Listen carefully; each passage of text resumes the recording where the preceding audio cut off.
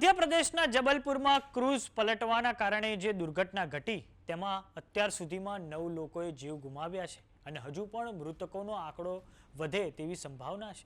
ત્યારે સમગ્ર દેશમાં આ દુર્ઘટનાનો એક ફોટો સોશિયલ મીડિયામાં ખૂબ જ વાયરલ થઈ રહ્યો છે, જેમાં એક મૃતક મહિલા તેમના 4 વર્ષના દીકરાની તસવીર સામે આવી છે। તો બીજી તરફ મુખ્યમંત્રી મોહન યાદવે પીડિતના પરિવારજનોની મુલાકાત પણ લીધી છે। તો આવો જાણીએ શું છે સમાચાર। નમસ્કાર, જમાવટ સાથે હું છું પાર્થ।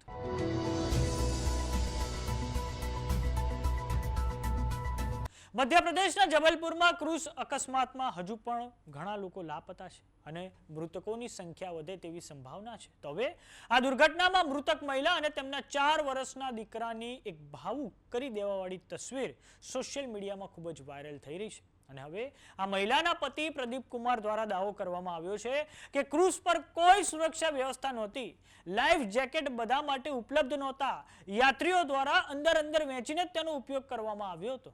વાત કરીએ સરકારની, તો મધ્યપ્રદેશ સરકાર દ્વારા પીડિતોના પરિવાર માટે 4-4 લાખ રૂપિયાના વળતર આપવાની જાહેરાત કરવામાં આવી છે। દુર્ઘટના પર પીએમઓ ઇન્ડિયા તરફથી પ્લેટફોર્મ એક્સ પર પોસ્ટ કરીને દુઃખ વ્યક્ત કરવામાં આવ્યું છે। આ ઉપરાંત પીએમ એનઆરએફ એટલે કે પ્રધાનમંત્રી રાષ્ટ્રીય રાહત કોષમાંથી પીડિતોના પરિવારજનોને 2 લાખ રૂપિયા આપવાની પણ જાહેરાત કરવામાં આવી છે। આ ઉપરાંત ઘાયલોને 50,000 રૂપિયા આપવાની જાહેરાત કરવામાં આવી છે। તો હવે મધ્યપ્રદેશના મુખ્યમંત્રી મોહન યાદવે પીડિત સૈયદ હુસૈનની મુલાકાત લીધી છે અને આ પછી પીડિત સૈયદ હુસૈને પોતાની વ્યથા પણ કહી છે। તો આવો સાંભળીએ સૈયદ હુસૈન દ્વારા શું પ્રતિક્રિયા આપવામાં આવી છે। संबल था उसके पास और उसके पास वो थी क्या बोलते लकड़ी काटते कुल्हाड़ी और एक हथौड़ा बड़ा वाला। कौन से हमको नहीं मालूम, मगर वो आवाज दे रहा था घबराना नहीं बस। आपने सुना खुद ही। 3-4 घंटे मैंने अपनी जिंदगी का स्ट्रगल देखा और सारे लोग हमारे पानी में डूबे।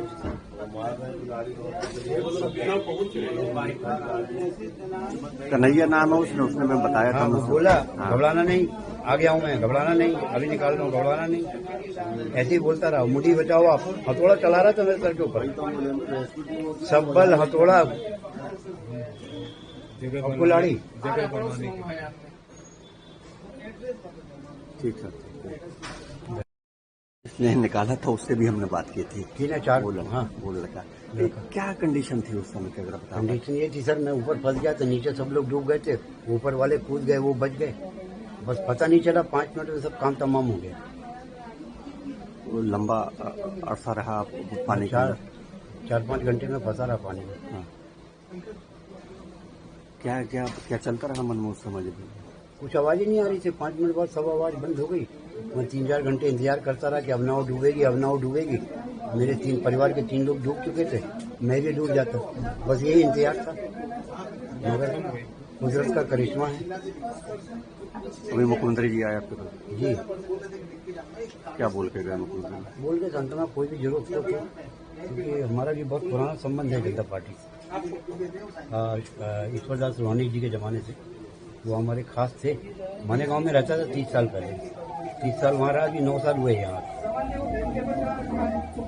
તો સમાચારોમાં અત્યારે બસ આટલું। જોતા રહો જમાવટ। જો તમને યુટ્યુબ પર જોઈ રહ્યા તો સબસ્ક્રાઇબ કરો, જો તમને ફેસબુક પર જોઈ રહ્યા તો ફોલો કરો, સાથે જ અમારી વોટ્સએપ ચેનલ આવી ગઈ છે, જોઈન કરવાનું ના ભૂલતા। નમસ્કાર।